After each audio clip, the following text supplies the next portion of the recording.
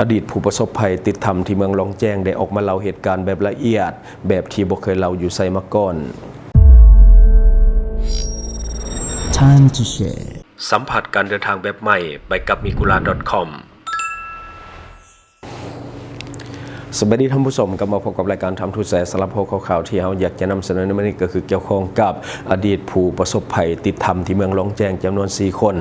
ได้ออกมาไลฟ์สดแล้วก็มีการเล่าเหตุการณ์ทั้งหมดที่ว่าเกิดขึ้นก่อนที่จะนำไปสู่เหตุการณ์เรื่องของการติดถ้ำที่เกิดขึ้นจนกลายเป็นประวัติศาสตร์ของชาติลาวที่ว่าต้องได้จะลึกไว้นะเพราะว่าเหตุการณ์นี้ถือว่าเป็นเหตุการณ์ใหญ่แต่ว่ามันยังมีหลายเรื่องราวที่ว่าผู้ชมหรือว่าผู้ติดตามยังบ่เคยรู้มาก่อนและล่าสุดเขาเจ้าได้ออกมาเปิดเผยเดี๋ยวเราจะให้ท่านผู้ชมไปเบิ่งเหตุการณ์ที่ว่าเขาเจ้าเล่านํกันเดี๋ยวไปเบิ่งนํกันเลย21ชีวิตคนอยากฟังอยู่ว่าอันชีวิตการเป็นอยู่เนี่ยถามมันทรมานแบบใดนะก็เป็นอยู่เนาะอยู่ว่าเอาชีวิตดอนอะไรนะจะเว้าให้พี่น้องฟัง24คนสบายดี24คนเนาะถ้าผู้ใดอยากฟังอันชีวิตการไปอยู่5คนที่ติดทำแล้วก็รอดชีวิตออกมาแบบว่าความจริงแบบบุกแต่งเลยเนาะอันนี้เนาะแล้วก็มีโอกาส3คนจะมาเล่าเป็นความจริงเลยว่ามื้ออื่นนี่สิออกเดินทางไปบวชเลยเฮาเว้าเป็นความจริงเลยแบบว่าบ่มีอันแนวปรุงแต่งเลยก็มาติดตามฟังนำกันเนาะตอนนี้35คนแล้ว35คนเข้ามาแล้วฝากกดไลค์กดแชร์เด้อเพราะว่าบางคนเขาก็อยากฟังอยู่เนาะแต่เป็นคลิปยาวๆแหละ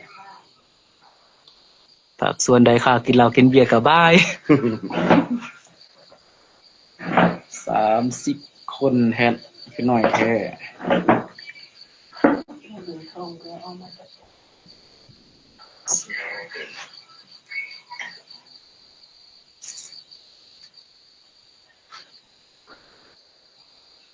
สบายดีพร้อมฟังแล้วเด้อ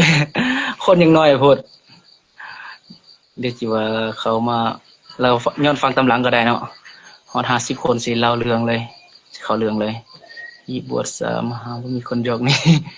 กำลังสิไปมื้ออื่นกำลังสิไปบวชมื้อนี่แหละสิไปแล้ว47คนอ้าวกำลังสิเข้าเรื่อง50คน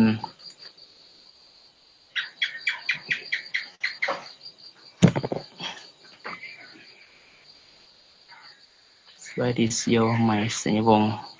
สวัสดีอีกเซียวตัวเองใหม่สัญญวงศ์แม่นเซียวยวนนั่นเด้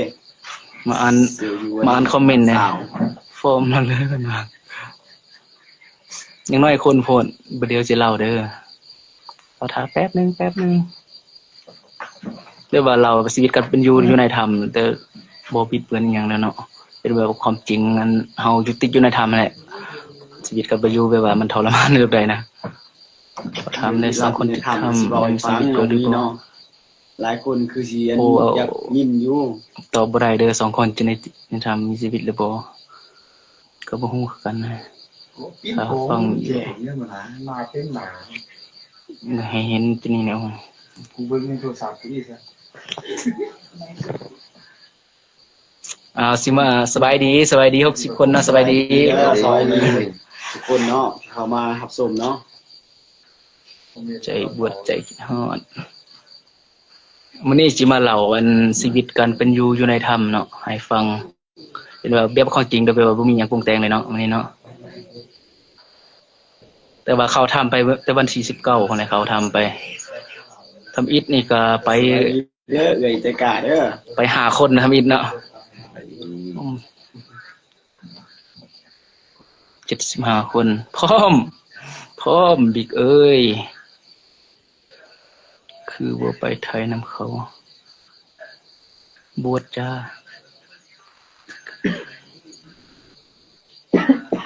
บอกเลยเป็นไง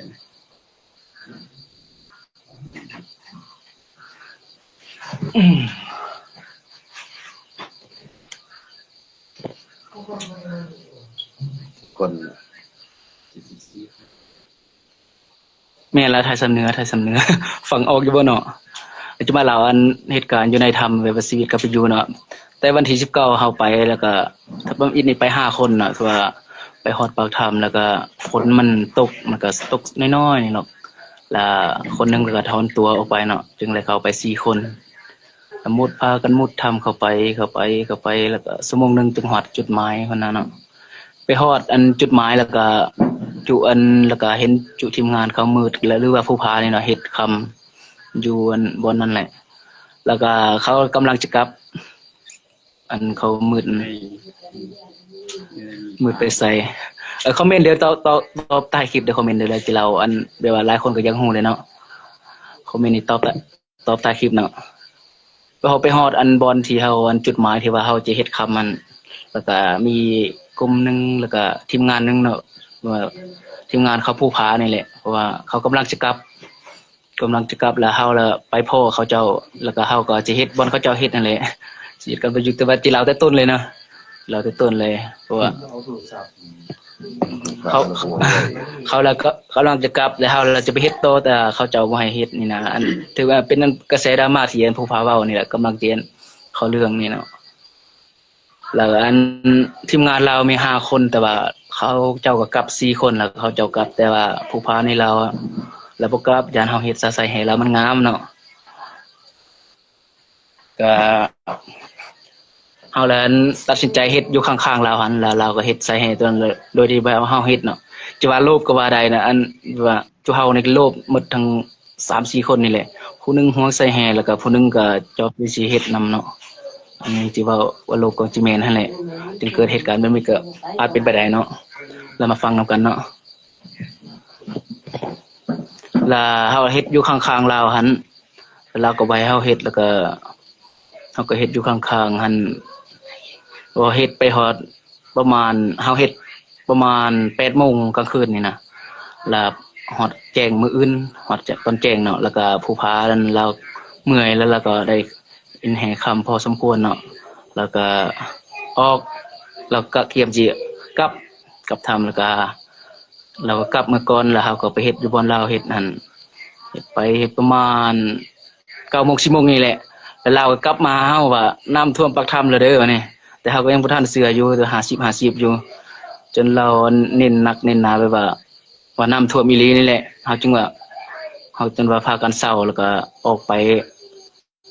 เบิ่งกันอยู่ห้วยน้ำเนาะพอดีน้ำมาเต็มตอนนั้นก็น้ำกำลังมาเลยแล้วก็เฮาได้ตกใจเด้ว่ามันน้ำมาแห้งเกินไปนะน้ำมาแห้งได้ตอนนั้นน้ำกำลังมาแล้วครับบอกว่าขึ้นที่สูงหาทางออกไว้นี่นะหาทางออกไปศอกทางออกทางใดก็บ่มีวันนี้นะครับไปพักอยู่บ้านเฮาให้ค่ำนั่นแหละศอกทางออกนี่นั่นเนาะสิ่งลี้ลับได้ทำฟังกำลังตัว หลังจากที่ศอกเนาะศอกหาทางออกบ่ได้หั้นนะตอนมันฮู้ว่าน้ำท่วมเนาะตอนนั้นเนาะเดี๋ยวจากนั้นก็มาพักหลังจากนั้นบ่เห็นทางออกแล้วเนาะทางออกมันน้ำตันแล้วก็ได้ไม่ค่อยกับไอ้ค่ำเนาะได้ไปซอกหาทางออกแล้ว3คนแล่นกับมืดแล้วกับหันน่ะบดแห้งเพราะว่าตีนแล้วก็ตีนนั่นน่ะแล่นแล้วก็ขออนุญาตเนาะตีนแล่นกับเปื่อยแน่นะเป็นหอเนาะเป็นนั่นเนาะเปื่อยแต่วันนี้จะบ่ไปบ่ได้3คนน่ะเฮากับไอ้ค่ำแล้วไปซอกหูออกหั่นน่ะแล้วเข้าไปทางแคบๆซ้ำนี่แหละทางน่ะมันจะแคบซ้ำนี่เนาะแล้วเข้าไปแล้วไปซอกสำรวจเบิ่งมันจะลงไปแล้วมันจะมีบ่อน้ำเนาะน้ำเป็นแอ่งใหญ่ๆเป็นบางเขียวๆดอกอยู่หั่นน่ะพอดีจุเฮาก็สิมุดไปก็มุดบ่ได้เพราะว่าน้ำท่วมอยู่ในผนังถ้ำเนาะว่าสิมุดไปเบิ่งว่ามันสิมีทางออกบ่สินะแล้วข้าพเจ้าเนาะข่อยนี่กับไอ้ค่ำนี่ล่ะเข้าไปเด้อไอ้ค่ำพาไปเด้อไปเห็นนั่นหูโป่งนะหูวันสูงๆแล้วจุข่อยก็เข้าไปตอนนั้นอยู่บ่ร้อน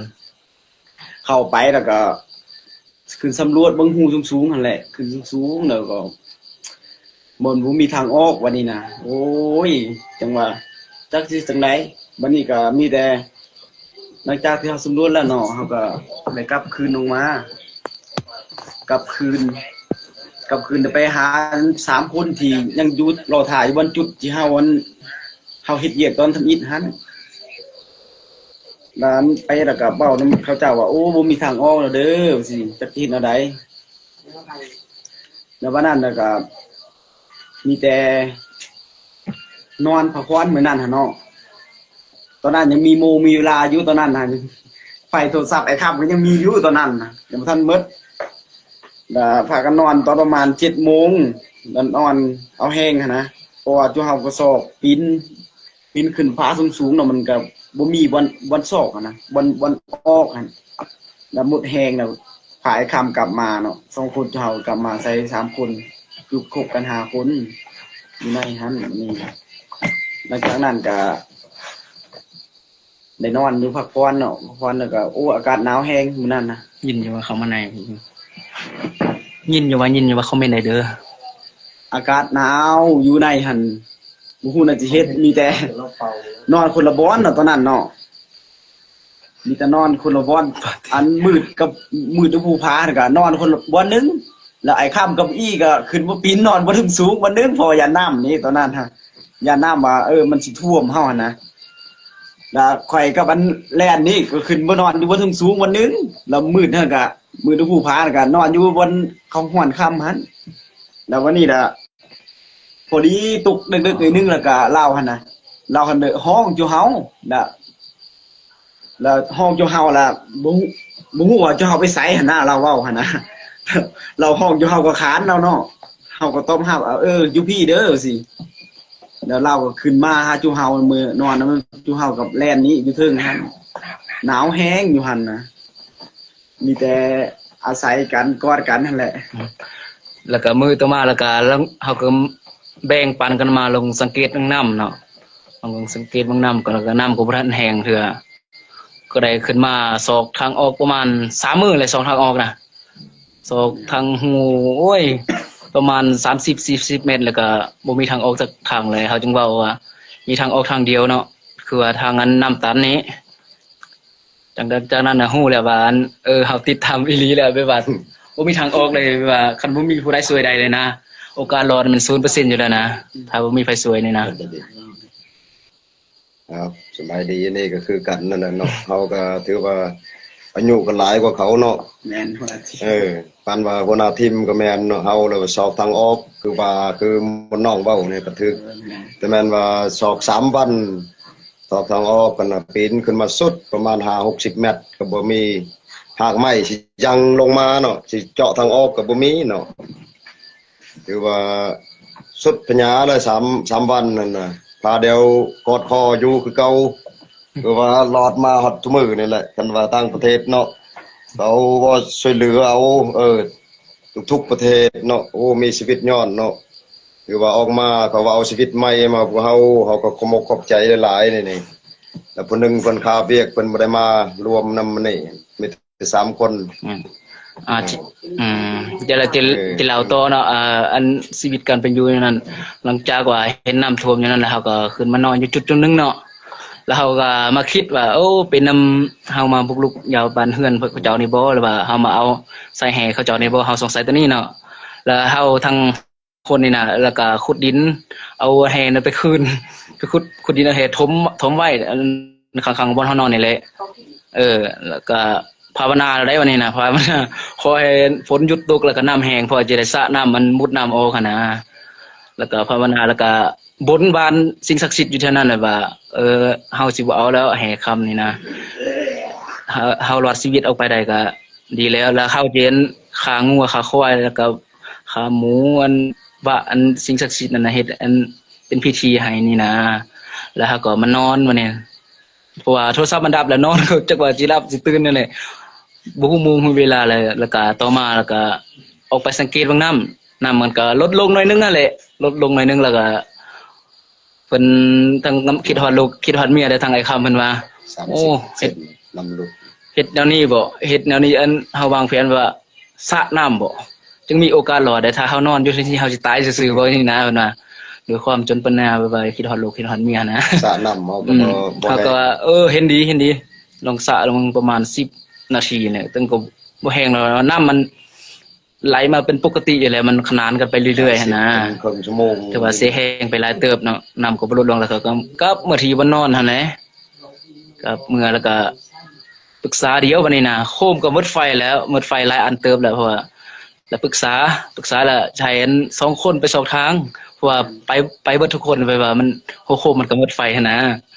แล้วก็เฮาเลยแบ่งคนไป2ทางคือมืดหั่นมีมืดแล้วก็อิงแล้วก็เฮาเอาไฟฉายโฮมไฟฉายให้มืดกับอิงไป2ทางออกเนาะเพราะว่าคันออกไดแล้วเฮาคนมาช่วยคันออกได้ถือว่ารอดหมดทีมหั่นนะแล้วเขาก็มากอดคอและอำลาพาจากกันเอาได้วันนี้นะมนต์วันสิ่งศักดิ์สิทธิ์ขอให้ปกปักรักษาทั้ง2คนนี้ เพื่อให้เขาเจ้ารอดเมื่อแล้วก็นำคนมาสวยนั่นนี่นะไปหลังที่เขาเจ้าไปแล้วเป็นเอาได้อิง โอ้ยไปหั่นก็มืดเนาะผู้ผาเนี่ยก็2คนเฮาก็ไปแล้วก็เข้าวันหูน้อยๆอันบ่เก่าหั่นแหละไปแล้วก็คิดว่าสิน้ำมันสิลงบ่มันเป็นแอ่งเขียวๆหั่นนะลงไปคิดว่าสิรอดไปหั่นน่ะแต่สุดท้ายมันก็ไปเบิ่งก็มันแห้งอยู่แต่ว่าเข้าไปในหั่นมันจะแห้งไปเนาะเดี๋ยวเข้าไปในหั่นน่ะมันจะเป็นตาย่านขนาดใดๆน้ำมันเขียวๆ คอมเมนต์ตอบถ่ายคลิปเด้อตัวใดที่ เขียว บ่ ๆแล้ว เข้า มัน ใจ เนี่ยสิไปโตมันก็ไปบ่ได้นะคิดออกว่าน่ะหูมันน้อยๆหูมันเป็นแอ่งน้ำเนาะน้อยๆเข้าไปแล้วมันเป็นอันนี้เนาะน้ำท่วมเพดานถ้ำเลยนะมันสิเข้าไปก็เข้าไปบ่ได้บัดนี้โอ้จักที่แนวใดอยู่เฮากับอันผู้พานก็คิดยากคิดว่าสิออกไปให้ได้หั่นแหละคิดว่าออกไปแล้วสิพาอันคนมาเอาอันจุอ้ายจุพี่เพิ่นจุหมู่จุคู่อยู่หา3คนนั่นก็บ่ปะบ่ทีมเนาะก็ว่าสิออกไปได้หั่นนะแต่อันนี้ก็สุดที่ปัญญาแล้วมาฮอดถ้าผู้พาหั่นหรือมื้อนั่นก็เราเห็นอันน่ะมันเป็นแหงหินนะแหงหินคิดว่าสิเป็นอันบ่อนออกว่าซั่นซะเราได้ปีนขึ้นเบิ่งเราบอกว่าอยู่มีท่าเด้อเดี๋ยวข่อยสิซื้ออันปีนขึ้นเบิ่งเราว่าเราก็ปีนขึ้นอยู่เทิงพุ่นแหละปีนขึ้นไปแล้วก็บ่เห็นหูออกว่านี่นะเราก็ลงมาแล้วไปสำรวจเบิ่งบ่นั้นเห็นหูนึงอีกก็สำรวจไป11วันเนาะค่อนข้างจะยาวหน่อยนึงเนาะมันมืดแต่มันก็บ่แม่นเฮาฟ้าเฮาทิ้งเนาะเฮาก็หากาแฟหมดนั่นแหละแต่ว่าเพิ่นออกมาเพิ่นเลาะไปเนาะคือว่าเฮานี่ก็นับถือเพิ่นชำว่าลูกชายเฮานั่นแหละแต่ว่าออกมาเพิ่นสร้างกระแสแล้วลงนี่ลงหันแต่อยู่คือเฮานี่ก็ดีแล้วเนาะมันบ่สร้างกระแสนั่นเนาะมันนั่นมันคือเว้านะมันติดอยู่11วันค่อนข้างจะยาวหน่อยนึงเราต่อเลยเนาะเพราะว่าอันให้อิงกับมืดนี่ไปสอบทางออกเราบ่เห็นวันนี้นะแล้วประมาณชั่วโมงนึงแหละเขาเจ้าไปน่ะแล้วยินเสียงเอิ้นนะเสียงเอิ้นโอ้บ่มีทางออกแล้วเด้อทีมงานก็ท้อแล้วได้บัดนี้กลับมาอยู่ที่พักอยู่จุดโนนๆสูงๆนึงห่างจากน้ำก็บ่ไกลประมาณ10เมตรนี่แหละเพราะว่าทางเฮาคิดว่าคันเขาจะมาช่วยเหลือนี่อาจจะยินเนาะเพราะว่าเขาเคาะแล้วเขาเอิ้นนี่นะก็อยู่อันปักหลักปักฐานอยู่จุดนั้นหั่นแหละแล้วนอนบ่ฮู้ว่าจักเว้นจักคืนเลยเพราะบ่มีโมงเด้ความหิวมาครอบงำเนาะผู้ใดก็เริ่มสติแตกละ20เมตรสติแตกห้องว่าหิวอายเพิ่นจังว่าหิวก็ทับบางกินนะแม่ อันนี้แหละตัวกินบางเขาเจ้าว่านะแล้วก็แล้วมันยำได้แค่นั้นแล้วก็ทับบางนั้นมากินเลยทับบางตัวทำอีนั่นบางมันแข็งคนกินบ่ได้นั่นน่ะโอ้ตับตัวอ่อนเด้บางทีเคี้ยวได้เด้ขนาดหนูยังกินได้นะทับตัวอ่อนๆนั่นมากินเนาะกินคนละน้อยแต่มันกินบ่ได้ดอกเพราะมีวิตามินหยังตัวให้มันหายความหิวไปซื่อๆนะนอนอยู่ก็ยังนอนอยู่อันซ้ำกับหนูกัดอันซ้ำกับป่นกัดไม้นั่นแหละว่าก็งั้นน่ะแล้วก็จะแล้วก็กลับมานอนพักผ่อนต่อเนาะนอนเมื่อยบ่ฮู้น่ะสิเฮ็ดต่อมานี่แล้วก็มาบนบานสิ่งศักดิ์สิทธิ์อีกแล้ววันนี้นะความเชื่อเนาะเพราะว่าเฮาคิดว่าโอ้เป็นน้ำเฮาเอาหยังเอาแหปะอยู่ในถุงแล้วก็เฮานอนไกลๆนี่คิดว่าเป็นอย่างนี้แล้วครับทางหาคนนี่แหละลุกมานบแล้วก็เอาแหนี่ไปทอกวันเดียวนะทอกอันดินเท่าดินถามมันทอกเอาจากถุงนะแล้วบอกมืดอันแหตัวน่ะคันตัวจากหลอดน่ะไปทอกมั้ยไปทอกทิ่มมั้ยเราบ่ไหวเรานอนแต่ว่าเราโซมเราเข้าไปก่อนเฮาเราเข้าไปวันที่17พุ่นแหละแล้วจำเป็นแล้วเฮาให้อิงมันก็ขุดเอาของเราไปทอกไปวันเดียวสาเหตุที่แล้วว่าเฮารักแห่คำของเรามันบ่แม่นเนาะเพราะว่าเฮาอยากคืนให้เจ้าที่เจ้าทานด้วยว่าอยู่แถวๆนั้นหั่นเฮาไปทอกวันเดียวหั่นแล้วตามหลังมาจะเป็นแนวใดล่ะเฮาจึงสิอธิบายเติมได้เพราะว่า มีแนวมันให้เอาออกนะที่เราไปอันตอนนี้ก็เนาะแล้วไปทอกอยู่บนเดียวหั่นเนาะแล้วก็มันมาบนบ้านว่าโอ้ลูกหลานนั้นบ่เอาอันหยังเด้อว่าแน่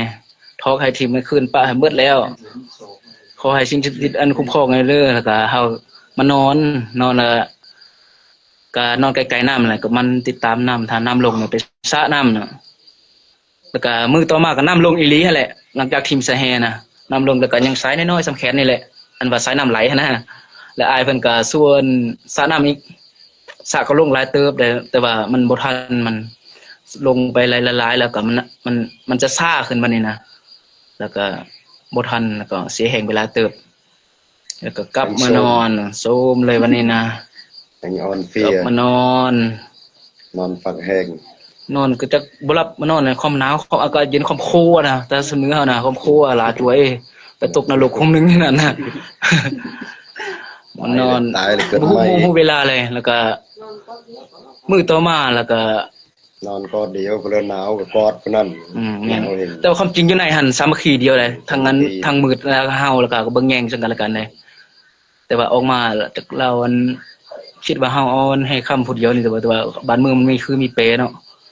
เอาอันกระแสดังๆมื้อนี้สิเอาได้ก็พากันนอนอยู่หั่นจนปัญญาเฮ็ดแล้วแหงเงือกสุดท้ายวันนี้อายเพิ่นก็ช่วยส่วน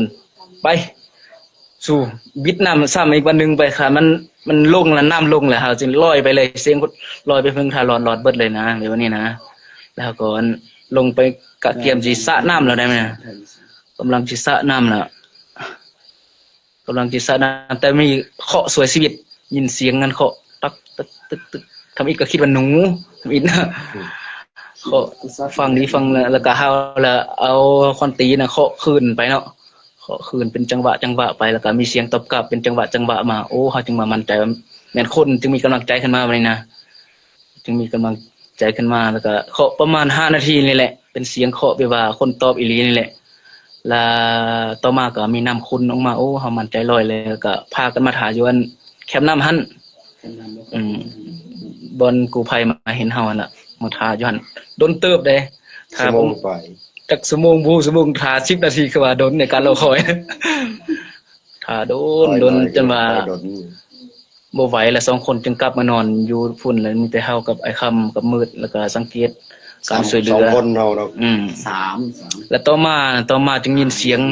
บ่มืดก็อยู่น้ำสูน่ะ2คนกับนี่ ต่อมาจึงยินเสียงนั้นออกซินักกู้ภัยเข้ามาตรวจเสียงดังเบิ่งแฮงมันต้องฟ้าเด้เสียงค่ำอยู่ในเนาะ 2คน เก็บ 4ก็ดำ อ๋อเฮากับไอ้ค่ำมันนั่งอยู่แคมป์น้ำเนาะวันนี้ ตื่นเลยวันนี้ คิดจะเป็นส่งเสียงเป็นพญานาคกะนักดำๆนี่แหละออมตื่นนะดีแต่ว่าบุดขึ้นมาเป็นนักดำน้ำเนาะแล้วก็เป็นคนไทยแล้วก็คนฟินแลนด์นะฮะโอ้ยความอัดใจมา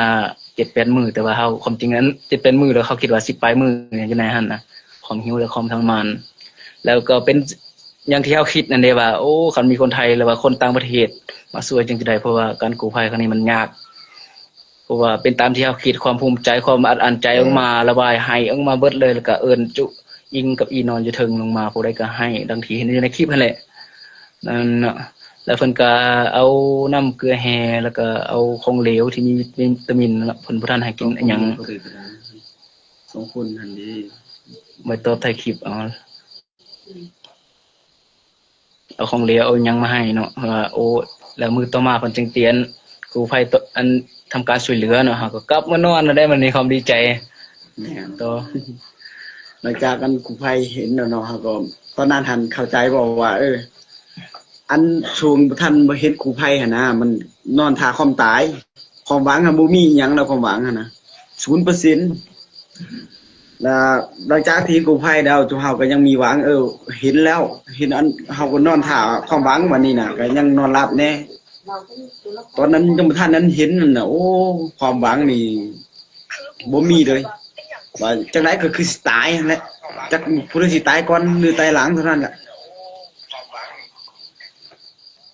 จังว่าโอ้ยดีแต่มียังบุญยังมีแต่เขามาช่วยเอาหั่นบ่ว่าแต่ทีมใดเนาะมาช่วยเอาก็ขอใจเพิ่นนะ ยังบ่จบเลย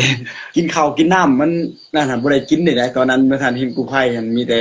กินน้ำเนาะกินน้ำประทังชีวิตเนี่ยน้ำนี่แหละ ภายหลังที่เห็นนั้นกู้ภัยมาแล้วก็ดีใจแล้วก็ขึ้นมานอนอยู่บนเก่าเพราะว่าอัน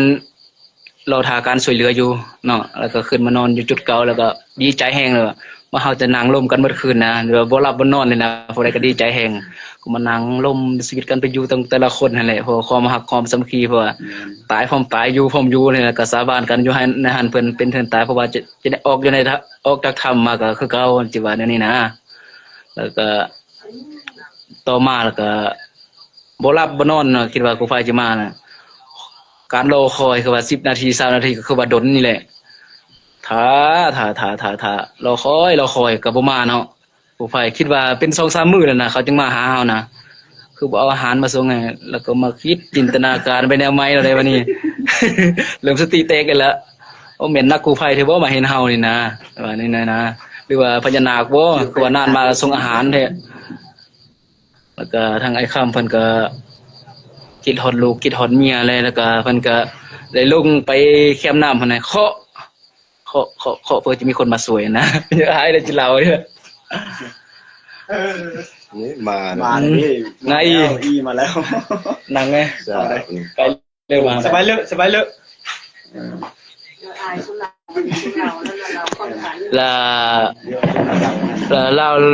คิดฮอดลูกคิดฮอดเมียเราลงมาเคาะไปว่าจะมีเสียงกันตอบกลับก็บ่มีเนาะ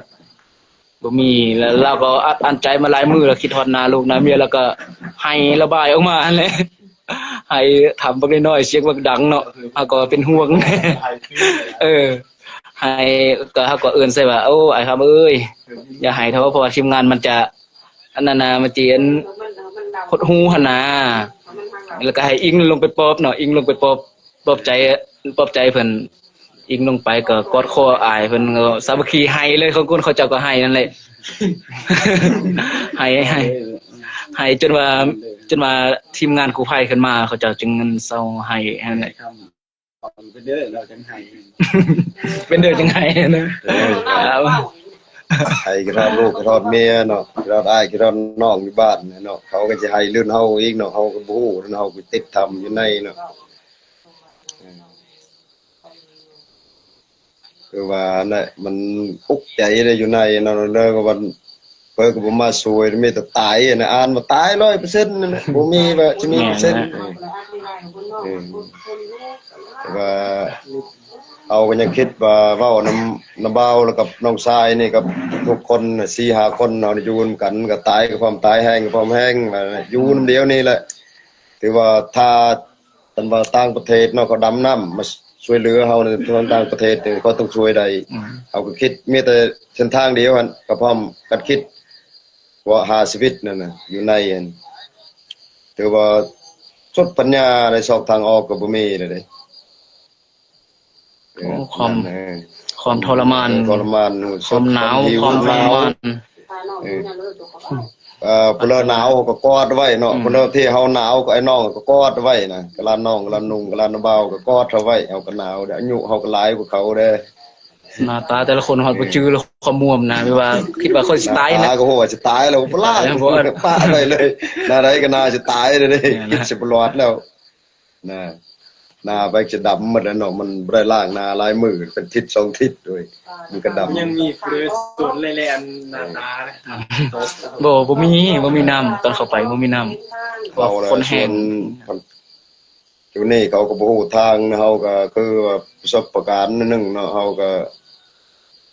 คือว่าอายุหลายแล้วก็ชวนก็จะออก3มื้อก็หมดหวังสำบาเอ้ยว่าไอ้น้องเอ้ยว่าบ่มีทางออกแล้วว่าซั่นมีแต่กอดเขาให้เท่านั้นแหละดี7-8 มื้อเนาะมื้อที่8แล้วเขามาจั่วผลแล้วก็ดีใจก็ให้นะหิวนะถือว่าหิวนี่แหละหลายกว่านั่น จนได้ทับบางกินนั่น ทับบางก็ได้ทับแท้แต่มันกินบ่ไหลก็เว้าน่ะกินปุ่นเล็กละน้อยสิกินเม็ดก็กินบ่ไหลหรอก ยอมรับอยู่นี่เด้มือใกล้สิออกกันประมาณ3มื้อเนาะสิกะสิได้ออกกันเฮาละฝันว่า มีคนยามมันมีชีคนเนาะเป็นว่าคือด่านตำรวจนี่แล้วเขาเปิดด่านอยู่แล้วมันห้วยบ่อนน้ำไหลน้ำอัดเท่าแล้วมันเอาทางรถแต่ว่ามันวางน้ำละล่าเนาะเขาฝันแท้นี่ฝันว่าเขาจะเปิดทาง3 วันจะออกก็ออกบ่ก็เลยจะปิดแต่เขาออกประมาณ2-3 วันเขาก็ปิดแท้บักทำอยู่ในต้นนาเขาติดทำก็มีแต่เท่านั้นนะอย่างอื่นก็บ่มีฝันก็ฝันหลายแล้วเรา แล้วก็ภายหลังงานจบอันทีมงานกู้ภัยแล้วแต่ละคนจังเราการเราความฝันของตัวเองนะเพราะว่าที่เราตอนนั้นมันสิย่านเฮานะหรือว่าย่านคนอื่นหรือว่าตื่นจุกใจแล้วก็อีก็ฝันแน่เพราะว่าสาเหตุที่เอาเหออกมายันว่าอีฝันแน่อีฝันว่าเขาจะอนุญาตให้เอาออกมาแล้วแม่นบ่อีเฮายังเอาออกมาก็คิดว่าจีบ่เป็นแนวนี้เอาออกมาก็คันไล่เงินตัวนั้นมาก็จีแก้บ้านแก้บนน่ะเลี้ยงพี่น้องไทยบ้านนั่นแหละจึงเลยเอาออกมาแล้วก็บ่พอแหละอันเงินตัวนั้นน่ะอันแม่น แก้บ้านแก้บนน่ะแล้วก็อันแต่จกเงินตัวเองออกอีกหลายเติม เพราะว่าอีมาเล่าความฝันใส่เฮาอันทีมงานเฮาก็ว่าฝันแท้จึงเอาออกไปได้เฮาว่านี่เพิ่นก็ว่าฝันแท้เนาะแล้วก็เพิ่นตามความฝันมาเลยก็อี มันอันปันบานเฮ้นี่เอาอนุญาตเอาออกเลยบ่ล่ะบ่าเอาออกได้แต่เทื่อเลี้ยวนี่แหละเทื่อหน้าไวแล้วเดี๋ยวนี้เราจังปล่อยเอาออกมาเอาออกเป็นหน่อยเดียวนึงน่ะ เพราะว่าเฮาทอกทีมแล้วอันแห่ตัวนั้นน่ะนะแล้วรวมทั้งของมืดแน่มืดจังอันมันจังอันเป็นห่วมส่วนน้ำเดียวนั่นแหละบัดนี้นะว่าเป็นทั้ง5คนเพราะว่าแล้วก่อนสิเอานะเฮาอันทั้ง5คนนี่ไปนบกับอันแบบว่านบไปไหว้อันสิ่งศักดิ์สิทธิ์อยู่นั่นนะขออนุญาตเขาเจ้านะไปนบไปไหว้แบบว่าขอเอาแห่นี้ออกไปเด้อถ้าว่าขายได้หักได้เงินจะเอาไปซื้องัวซื้อควายซื้อหมูเอามาแก้บนโดยที่บ่มีไผเอาเงินนั่นจะกีบนี่นะแล้วก็เฮาก็ฮอบเอาอันใดอัน2ถุงอันดังที่เห็นแต่ว่าอันนั้นเป็นถุงของหัวไตแล้วก็เสียมเป็นคนตีแน่เนาะตัวนั้นก็จำเป็นต้องแล้วออกเพราะว่าหัวไตเฮามันหมดแล้วก็เลยเปลี่ยนไปดีถ้ามีในเฮาก็อยากเอาแต่ชีวิตรอดออกไปแล้วนะแต่ว่าตัวนั้นก็จำเป็นได้ออกไปแน่อันจึงมีอันดราม่าอันที่ว่าอันเฮากับมืดอันเป็นนั่นน่ะแต่เฮาบ่ตอบโต้เพราะว่าอาจารย์มันก็บ่ให้ตอบโต้หยังเพราะว่ากระแสดราม่ามันจึงมันจียาวไปเนาะอันนี้มาเว้าเป็นความจริงเลยอันนี้นะแล้วเฮาจึงมาเอาอันแห่เนาะเอาแห่แล้วก็มานั่งทากู้ภัยหันมา หลายจุดหนึงอย่างจังเขาดูดน้ำดูดในเด็กปะอยู่ในมันออกบ่ได้ จบเงินบัญชีเองมันนะเห็นนะเม่นได้เด้อแต่ไม่มีเวลาตอบอยู่แล้วก็จิเล่าไปพร้อมเลยตอนเข้าไปหันบ่เห็น2คนเห็นบ่ได้เห็นนะเขาคนละเวลาดิเขาคนละเวลาเพราะว่าเขาก่อนนี่แหละ อย่าฮู้อย่ากระถาม ถามได้เลยวันนี้นะแบบว่าเราก็ค่อนข้างจะจบแล้วเด้แล้วก็อันต่อมาก็คือในคลิปนั่นแหละต่อมานะ อย่างนั้นเดือนนั้นสิ่งดีลับนะสิเว้าอีกเนาะมื้อนั้นหันมื้อวันที่สิออกมาหั่นนะตอนนั้นหันประมาณเที่ยงคืนว่าตอนใดหั่นน่ะยิงค่ายคือเสียงคนกวนน้ำนี่นะอยู่ในถ้ำหั่นนะแต่ว่าบ่มีคนบ่มีเฮากับแล่นเนาะเฮากับแล่นลงไปเบิ่งน่ะบ่มีเลยบ่มีคนนั้นที่ว่าอันกวนน้ำหั่นนะเพราะว่าอยู่คู่หั่นก็ปะอยู่เทิงหั่นก็ตกลงเลยคู่หั่นก็อันนี้ก็ใช้วิจารณญาณในการรับชมเนาะรับฟังเนาะว่ามันเป็นย้อนหยังหั่นนะกับมือสิออกไปหั่นแล่นว่าเราว่ายินเสียงปีเสียงโซเขาวันลำเขานั่นให้ฟังตอนอยู่บนถ้ำมันมีแต่แล่นยินผู้เดียว แต่ก็เฮาก็บ่ฮู้ได้ว่าสิได้ออกอันเวลานั้นหั่นนะเพราะว่าเสียงแต่ละคนมันเริ่มสติแตกมันเริ่มร้อนแล้วนะแต่เฮายินอีหลีนี่แหละพวกเฮานะ ยังประมาณ10นาทีนี่แหละ ยังประมาณ10นาทีนี่แหละเฮากำลังสิออกไปแต่ว่าเฮาบ่ฮู้ได้ว่าจะได้ออกเวลานั้นหั่นนะแต่มันยิงเสียงแปลกประหลาดหั่นน่ะก็มีหั่นแหละพอออกมาแล้วก็มีหลายอันละแนวน่ะที่ฝันเห็นหั่นนะ แล้วอันข่อยก็ยังฝันว่ามีผู้สาว2คนมามักข่อยนะมามักข่อยแล้วว่าอันมามักข่อยว่าจะเอาข่อยเป็นผัว อันอยู่ในถ้ำหั่นว่าสิเอาข่อยเป็นผัวว่าเป็นผัวก็อย่าแต่ข่อยขอมือก่อนข่อยสิมื้อแล้วข่อยบ่อยากอยู่นี่นะมันหนาวข่อยเว้าในความฝันนั่นแล้วเขาล่ะแต่งอาหารให้ข่อยกิน ในความฝันนั่นข่อยจังรู้สึกว่าหิวข้าวหลายหั่นน่ะตอนนั้นน่ะยังบ่ทันเจอกูไฟดอกข่อยฝันหั่นน่ะแล้วในฝันอันนั้นแล้วก็บัดนั้นน่ะข่อยถามว่าทางออกนี่มันมีทางใดแน่ว่าสิแล้วบ่มีทางออกเลยบัดนี้น่ะแล้วว่ามีทางออกทางเดียวเขาแนะนำให้ทางออกก็คือทางนั้นออก แม่นแล้ว ไปออกมา ไปนำกันแน่นอน ทางออกอะไรทางออก แม่นทางอื่นน่ะบ่มีแล้วว่า โดยฮักแพงกันละเด้อเดี๋ยวนี้นะ แล้วเขาหั่น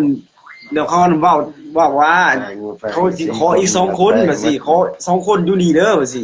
ในความฝันน่ะนะอันนี้ก็บ่กล้าเว้าให้เขาฟังอัน5คนตอนนั้นน่ะบ่ฮู้ว่ามี7คนตอนนั้นหั่นแล้วเว้าว่าเขาสิเอา2คนไว้นี่เด้อว่าสิอ้าว แม่นไผ ข่อย ว่า ก็บ่กล้าเว้าให้ไอ้น้อง5คนฟังเลยเนาะแล้วข่อยอันออกมาพี่ข่อยจึงเว้าให้เขาฟังเพราะว่าแต่5คนบ่จักสิแม่นไผ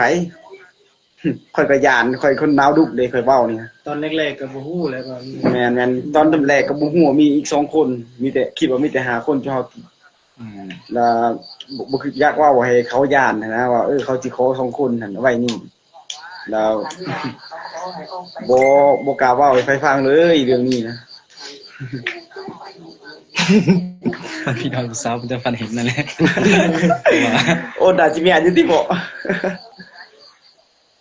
แล้วก็อันตัวกระแสดราม่าที่อันผู้ฟ้าเว้าหั่นก็บ่มีความจริงเนาะเพราะว่ามันเราแบบว่าเขาไปแล้วนอนตลอดนะเราบ่ฮู้อิหยังเลยเพราะเขามาเฮ็ดพิธีหยังก็บ่ได้มาเฮ็ดนำเลยก็คืออันเว้าหั่นแหละ โว้ยเป่าโดนน่ะมันนอนฮู้หยัง มีแต่คน เนี่ยแหละ คิดจะไปตายแล้วนะ คือเขาเว้านั่นแหละ มีแต่นอน โอ้คันว่า ลุกก็บ่จึกลุก ว่ามันเขาเป็นข่าวดังนั่นนี่นะเฮานี่ไปเอาให้คำมาเอามาแท้แต่ว่าอันเฮายังครอบครองว่าเป็นไปบ่ได้ดอกที่เฮายังมานั่งอยู่นั่นนี่นะบ้านเมืองก็มีชื่อมีไปแต่ว่าเราบ่มาเข้าร่วมพิธีงานอีหยังต่างๆเลยนะแล้วจึงนั้นเข้าใจผิดว่าเฮาอันรักเอาผู้เดียวแล้วโอ้ยเงินซ้ำนี่ยังใช้หนี้บ่พอยังจะเอาผู้เดียวอยู่เนาะ แม่นอันเขาเว้าว่าคำเสนอใครบ่มีความจริงเด้อพี่น้องเด้อ ตัวนั้นว่าสิว่าสิตอบอยู่แต่ว่ายันเป็นกระแสดราม่ายาวๆไปนะเรื่องมันก็บ่จบสิ้น รวมไปถึงดินถึงทรายน่ะสำนั้น ถามได้เด้อตอนนี้ก็เรากำลังจะจบแล้วแสดงว่า ตอนออกมาหั่นนี่ ไป ไอ้คำเว้าซะตอนออกมาหั่นเนาะ แน่เนาะ ตอนออกมาแล้วก็เขาดูดน้ำออกเนาะดูดน้ำแห้งแล้วก็เฮ็ดช่องฟางสำนี้เนาะเอากระดำออก 2-3 เทื่อจังฮอดมันมีบ่อนหันใจเนาะเอาขึ้นหันใจแล้วก็ดำออกอีก3 เทื่อแล้วเทื่อที่3แล้วดำอีกแล้วไปฮอดใดเนาะฮอดใดแล้วก็ดำช่องก้อนหินอันนี้ก็ขึ้นเมื่อบอนตาดสูงนั่นนบ่น้ำลงอัด ใจเด้อ ใจเด้อมีแต่ตัวนี้แต่เมื่อออกก็ออก4 คนแท้ แม่นแล้วกังวลเนี่ยเพราะเฮาก็บ่ได้ฟันหยังอยู่ในถามเฮาก็ว่าเฮาบ่ได้ฟันหยังแล้วก็ถามมืดว่ามืดตัวก็ฟันหยังคือเขาเด้อว่าแล้วก็บ่ได้ฟันเด้อว่า บ่ได้ฝัน แต่ว่าเราออกมาแล้วเราว่ามีแต่ความฝันนั่นนะแต่ว่าเราว่าญาติเฮาญาติอันนี้นะแต่ว่ามันเราความฝันเขาอิงกับไอ้คำนี้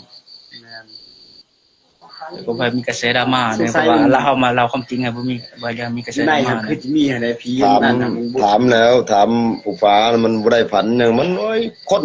ลุกมันก็ไปลุกมันคิดจะตายก่อนเฮานะ ขนาดน่ะแบบว่าออกซิน่ะไม่มี2ถังเนาะลาวนี่บ่สบายลาวจะอดบ่ไหวแล้วก็เฮานี่แบ่ง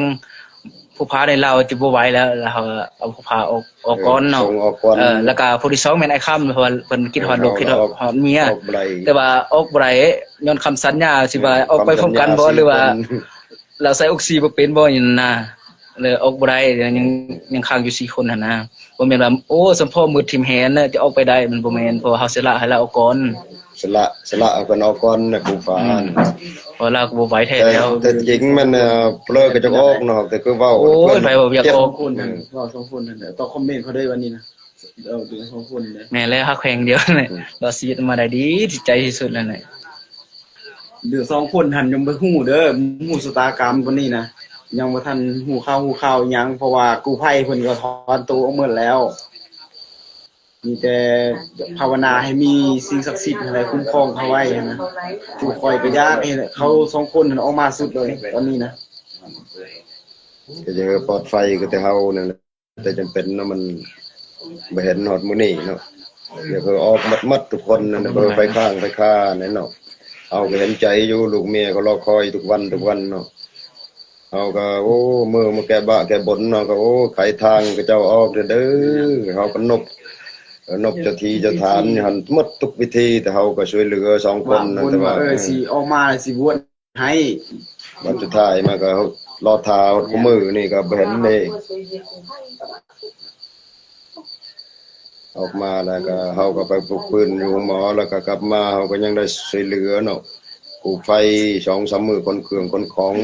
บ่แต่หมอมา 4ลงมา4คน เพราะว่า2คนที่ติดนั่น ถ้า เป็น มื มื ด อ ก็ เฮา บ่ เนี่ย เห็นอยู่ เขาก็จะช่วยเต็ แต่ ม ว่า ที่ เพิ่นบ่ได้ช่วยเวียกกู้ไฟเห็นคนเอาของอยู่ของกินเอามืออยู่แต่ แม่นแล้ว ส่งเขาส่งน้ำเอาไปเห็น มืดแน่ไปส่งนะเพราะว่า แต่เฮาก็เอามือคือกันนะแต่บ่ได้เอาลงคลิปแต่เฮาก็เอามือคือกันเขาน้ำเมื่อตอน บ่เห็นเขาคนละเวลา เขาคนเวลาเอาเมื่อช่วยกลางเป็นกลางคืนบ่ได้เมื่อช่วยเวียกกู้ไฟ ส่วนที่กู้ภัยก็ออกมาก็แข็งแรงนิดนึงก็มือซื้อเวียกแบกกันทางออกซิเจนได้ไป ลาบแล้วเข้าไปแล้ว ที่ก็ได้นั่นลาบแล้ววันนี้เขาช่วยเหลือเอาชีวิตมาหลอดหนึงมันยังไปแล้วมันยังเข้าแล้วโหนี่ลาบละ แล้วก็แจ้ง ครับเจ้านี่ มื้ออื่น ไปแล้ว มื้ออื่นสิออกเดินทางไปแขวงไชยสบุญแล้วทั้ง4คนนี่จะไปบวชเนาะไปบวชอันยวนวัดอันภูเงินเนาะ คือสิอัน คือที่ เลยสิทำบุญ โดยแม่นแล้ว มื้อนี้มาห่วมเด้อมื้อนี่จะไปแล้วมื้อนี่มื้อจะเดินทางอยู่ไกลแน่ไปอยู่แข็งชัยสมบูรณ์เนาะพุ่นล่ะถึงสีจะหาย ร่วมอุทิศบุญกุศลอันนำเด้อผ่านทางคอมเมนต์ก็ได้แล้วคือคำว่าสาธุก็ได้อันร่วมบุญนำแล้ว โดยที่บ่ผ่านบัญชีครับผ่านทางคอมเมนต์ก็อวยพรให้ก็ดีใจแล้วเกิดใหม่ดีใจนำเด้อโดย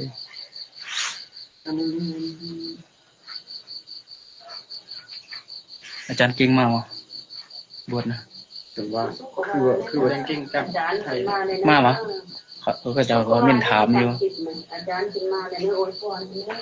ถ่ายคลิปก่อน จังไดก็ขอหูอนุโมทนาบุญนำพวกข้าพเจ้าเด้อมื้ออื่นวันที่23เนาะสิ แม่ ไป น บวช แล้ว แล้ว เห็นยิ่งใหญ่ที่สุดนั่นแหละ แม่นจังไดก็เฮ็ดบุญเฮ็ดนั่นนำกัน เถื่อบุญ อนาหัวมันอนุโมทนาสาธุนำก็ได้เด้อ บุญยังหลายแล้วยังรอดมาปานนี้ โอ้ความทุกข์ความมันทรมานอยู่ในหันเบิดนั่นแหละความทรมานในการหิวและหนาวอึดหลับอึดนอนเพราะว่าบ่ได้นอนเลยอยู่หั่นน่ะหลับตาเขาอันมีแต่ประมาณ10-20นาทีก็เมื่อละ มันหนาวแฮอยู่ในหั่นนะนอนบ่ได้ กันผู้สาวเลย โดยขอบเจอเด้อ2คนเดี๋ยวเข้ามาอีกเห็นนะ ต่อคอมเมนต์หั่นนะ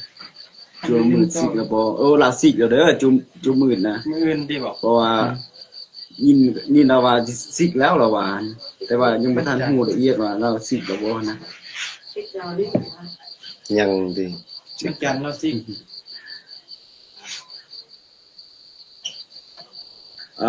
ดูแขกออกมาจากหนองแจ้งมาหาแขงก็ประมาณ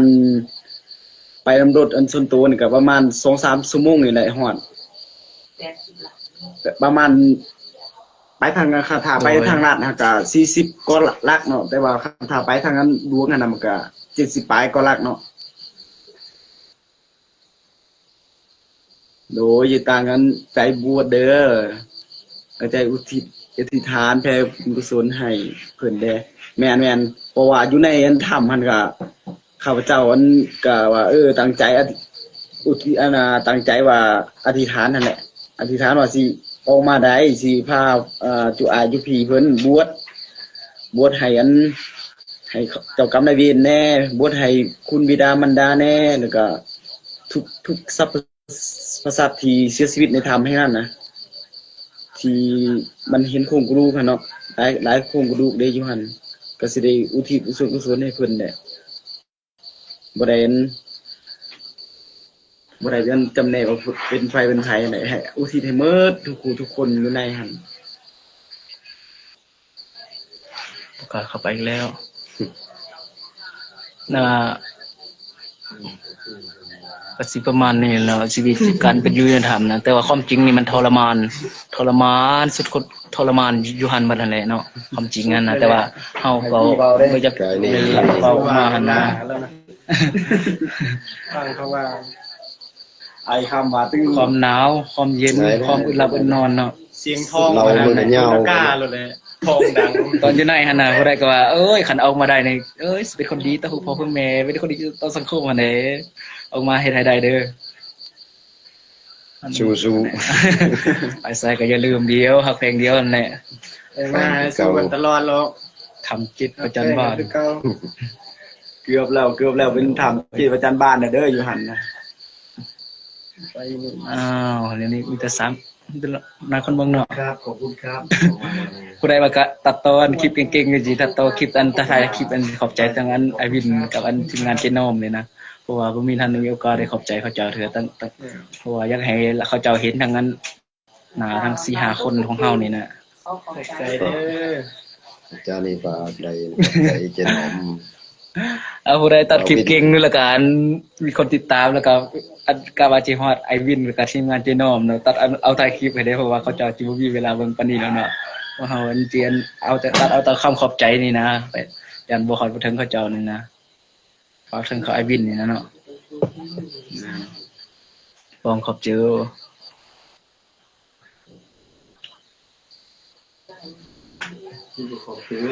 นะอันนี้ทำแล้วเก่งตัดต่อแล้วตัดต่อช่วงนี้อันไปแล้วถือโอกาสอันขอบเจอเขาไอวินเนี่ยเพราะว่าอันอัดคลิปเลยอันนั้นลงไปอย่างนั้นเขาเจ้าบ่เห็นนะว่าบ่มีโอกาสได้ขอบเจอเนาะตัดเอาช่วงนี้นะขอบใจขอบใจเนอะ ใจ ขอบใจอันเจน้อมเนาะเจน้อม คลิปนี้อันฝากถึงอันไอวินวิลเลียมกับอันเจน้อมเนาะขอบใจเด้ออ้ายเด้อที่เป็นอันกำลังที่ภาคส่วนหนึงที่สำคัญช่วยเหลือทางหาชีวิตนี่เนาะอยากให้อ้ายฮู้ว่าทั้ง4คนนี่มันคนที่อ้ายช่วยเหลือมาได้เนาะผู้ที่รอดชีวิตออกมาหั่นแหละบ่มีหยังสิมาตอบแทนอ้ายมีแต่คำอวยพรแล้วก็คำขอบอกขอบใจสุดหัวใจนี่แหละเป็นล้านๆครั้งล่างนี่แหละเนาะอยากให้อ้ายอันวินได้เห็นแบบหน้าตาที่อ้ายคนที่อ้ายช่วยนั้นเป็นแบบนี้เด้อยังมีอันแข็งแรงกับมาสู่อ้อมอกอ้อมกอดของครอบครัวแล้วเนาะขอขอบอกขอบใจอ้ายเด้อที่อันเป็นแห่งเป็นอันแห่งหนึง ชีวิตใหม่ เป็นภาคส่วนหนึงที่สำคัญเนาะ เรียนตอนนี้ไป อันแล้วก็ทางทีมงานเจนอมเนาะโอ้เก่งเจนอมนะเฮ็ดได้ทุกอย่างแท้ๆนี่แหละ น้อมได้น้อย แล้วก็เขาบอกขอบใจทุกภาคส่วนนั่นแหละเนาะ ในค่าออนไลน์เนาะที่มาช่วยเหลือ ขอบใจบ่ว่าทางนั้นคนที่อันปฏิบัติตัวจริงแล้วก็อันคนที่สนับสนุนทางออนไลน์ แล้วก็ส่งให้กำลังใจทางออนไลน์แล้วก็ทรัพย์เนาะอันที่ช่วยพวกเฮาเนี่ยเนาะเขาบอกใจแท้ๆเนี่ยขอให้บุญกุศลนั้นที่ทานช่วยชีวิตมาได้นี่จนเกิดแก่ทานเด้อขอบใจหลาย ขอบใจ ขอบใจผู้ไทยขอบใจแล้วผู้ไทยขอบใจท่าน บ่มีคนเบิ่งหลายสิได้ล่าแล้วจังหน่อยนี่เนาะว่าตัวใดอันผู้ใดยังแบบว่ายังคาใจตัวใดอันแบบว่าอยากถามตึมได้เลยเพราะว่าบ่มีคนเบิ่งหลายก็สิปิดไลน์ไปแล้วมีหลายๆคนมาสวยแม่นมีหลายคนมาสวย เดี๋ยวคอมเมนต์ว่ายาวผู้คนอยู่เขามาสวยก็ไปหน้าไปเห็นเป็น โอ้ยกูไฟนี่อันโอ้ขอบใจละกัน เพราะว่าเขาเจ้าอยากอบอุ่นหลายๆกองไฟทั้งอันคนไทยแล้วก็คนลาวแล้วก็อันเพื่อนบ้านนี่เนาะหลายเขาก็ได้ไปเฮ็ดเวียกช่วยเขาเจ้าหั่นแหละไปอันผู้ประสบภัยแล้วก็อันไปเป็นทีมงานกู้ภัยนำเขาเจ้าอันนั่นแหละแล้วก็ได้เห็นเขาเจ้าแล้วก็ได้ขอบใจแล้วก็เห็นผู้อันมีพระคุณของเฮาอันเนาะส่วนใดเฮาก็ได้ไปสัมผัสหมดแล้วก็ขอบใจด้วยตนเองอยู่แล้วเพราะว่าเฮาออกจากโรงหมอมาแล้วก็คิดเป็นห่วงกัน2ชีวิตที่ติดในถ้ำเลยเพราะว่านั่นก็เป็นคนฮู้จักก็แต่เป็นคนบ้านไกลเฮือนเคียงของเฮาแน่โอ้ยเจน้องนี่เขาก็อกใจแท้ๆเจน้องคนเก่งนี่นะโอ้เขาว่าขอบใจเจน้องแน่แม่นนั่นแหละ ตัดคลิปเด้อขอบใจเรื่องตัดคลิปเลยที่น้องเห็น โอ้ยขอบใจอาจารย์ติลีเด้ไอ้ปอนนำเด้อโดยอยู่นำเพิ่นทุกมื้อหั่นแหละตอนนั้นเป็นนั้นกู้ภัยอาสาแล้วก็ช่วยเขาเจ้าก็เวียกเฮา ทุกมือเด้อขอบใจมันเพิ่นแล้วขอบใจอัน กินอีหลีกินอีหลีอยู่บ่บางฮ้อนค่ำหั่นนะบ่อยากสิเว้าดอกกินบ่ได้ดอก กินแท้และเนาะยอมรับความจริงเด้อ กินเพราะว่า กินพอประทังชีวิตนี่นะ พอให้ลืมความหิวว่าซั่นล่ะพอให้ปากเนี่ยมีแนวเคี้ยวแค่นั้นย่ำๆหั่นแหละบวกจากมือเจ้ายังบ่แน่ใจเนาะตอนนี้เนาะเพราะว่าทางวัดหรือว่าทางนั้นเพราะว่าทางเมืองหรือทางแขวงเพิ่นเป็นผู้นำจัดตั้งนำพาแล้วก็บวชตามเพิ่นหั่นแหละ ส่วนใหญ่บ่จังมือก็สิได้บวชตามเพิ่นเนาะ ติดหนึ่ง กาย แต่มันก็บ่ทิ้งนึงก็บ่ทิ้งนึงก็ถาม อยู่ในนั้นว่า10มื้อแต่ว่า เอาเลยแซ่บแล้วก็ส่งมา10 มื้อ มามันเป็นวัวของเลือกว่าคือที่นี่ตลอดว่า ผมจะมาดู คือโดยเขาตัดผมดิมัวก็ว่า แต่มัว บอกจะเลยว่าโดนเลยตรงหน้าหรือ เอาจองเรือจองเอาคนใดว่าสิบอกแม่ก็ขอ มัวบวมนี่ เอาอันนี้บ่เอาหมอนี่บ่หน้าตาดี ก็17แล้วเขาออกหมดแล้วออกหมดแล้วบ่มีคนเบิ่งแล้วเนาะเฮาสิปิดไลน์แล้วเนาะนี่เนาะ ต้องมาให้ว่า3คน สิปิดไลน์แล้วเด้อ 3คนเขาว่าจะเอามาให้ประกัน เอาท้ายนี้เนาะสิปิดไลน์แล้วเนาะท้ายนี้เนาะก็ขอบใจทุกภาคส่วนแล้วก็ทุกคนเด้อที่เรียนการประกอบส่วนในการสวยชีวิตครั้งนี้เนาะทุกๆคนเลยขอให้ รัดเนาะ ขอให้อันบุญกุศลนั่นเกิดแก่ฐานในเถิดเด้อสาธุขอบใจหลาย ขอบใจทุกคนเด้ ๆขอบใจทุกคนเลยขอบใจเลยทุกคนเลยปิดไลน์แล้วเด้อบ๊ายบายมีคนเบิ่งแล้วปิดไลน์ก่อนเด้อ บ่อู้พร้อมเดียวจะอู้ไหลคนนอกมึงมาแซ่ และที่ผ่านไปก็คือเหตุการณ์ทั้งหมดที่ว่าเขาเจ้าเอามาเล่าสู่ฟังซึ่งหลายคนอาจจะยังบ่ทันได้เคยฟังมาก่อนนอกกับเหตุการณ์เรื่องราวทั้งหมดที่ว่ามันเกิดขึ้นก่อนที่จะนำไปสู่การติดธรรมเพราะว่าหลายคนก็จะฮู้แต่เบื้องหน้าแต่ว่าเบื้องหลังก่อนหน้านั้นหลายคนอาจจะยังบ่ฮู้เนาะสรุปก็คือเขาแบบได้ออกมาเล่าในมื้อนี้ครบทั้งหมดเนาะบัดนี้เฮาขอฝากเนาะสำหรับท่านใดที่ว่ามีแผนจะเดินทางเข้ามาท่องเที่ยวสปปลาวในปัจจุบันถ้าว่ามาตอนนี้ถือว่ากำลังดีหลายเพราะว่าแหล่งท่องเที่ยวกำลังกลับมาคึกคักและนักท่องเที่ยวก็เริ่มมาหลายแล้วแต่อย่าลืมศึกษาข้อมูลเข้ามาก่อนเนาะเพื่อที่จะป้องกันเรื่องของมิจฉาชีพที่จะเอาเปรียบทานเวลาทานเดินทางเข้ามาหากว่าทานวางแผนบ่ดีพอสามารถเข้าไปหาข้อมูลทุกอย่างได้ที่เว็บไซต์ megula.com ซึ่งว่าเป็นเว็บไซต์สนองข้อมูลฟรีท่านจะได้ข้อมูลสถานที่ท่องเที่ยวใหม่ๆในลาวข้อมูลร้านอาหารต่างๆข้อมูลสถานที่บ้านพักโรงแรมข้อมูลเรื่องของการเช่ารถหรือว่ารถนำเที่ยวข้อมูลเรื่องของพนักงานนำเที่ยวหรือว่าบริษัททัวร์ต่างๆการลงทะเบียนมี3รูปแบบก็คือลงทะเบียนด้วยเบอร์โทรศัพท์ของท่านได้ทุกประเทศลงทะเบียนด้วยอีเมลแล้วก็ลงทะเบียนด้วย Facebook สมัครง่ายขั้นตอนบ่ยุ่งยากมีความปลอดภัยสูงแถมบริการฟรี 100% ที่ megula.com ท่านที่ว่ายังสมัครบ่เป็นสามารถกดเข้าลิงก์ภายใต้คอมเมนต์ของเราได้และทั้งหมดก็คือสิ่งที่เราเก็บมาเล่าสู่ฟังหวังว่าท่านจะได้รับสาระดีๆสำหรับท่านที่ว่าเบิ่งรายการเราอยู่คิดเห็นจังไดกับสิ่งที่นำเสนอไปก็อย่าลืมฝากไว้ภายใต้คอมเมนต์ของเราและข้าพเจ้าจะเข้าไปอ่านด้วยตนเองขอขอบใจ ช่องทางที่คุณสามารถรับชมข่าวสารจาก Time to Share Studio Fanpage Time to Share Laos YouTube Time to Share TikTok Time to Share Laos Facebook สิงห์ดาราสายลินอยู่เมืองลาวใช้แต่เงินกีบลาวและส่งเสริมผลิตภัณฑ์ภายในเพื่อลดพรการนำเข้าสินค้าและแก้ปัญหาเงินตา Subscribe for more video.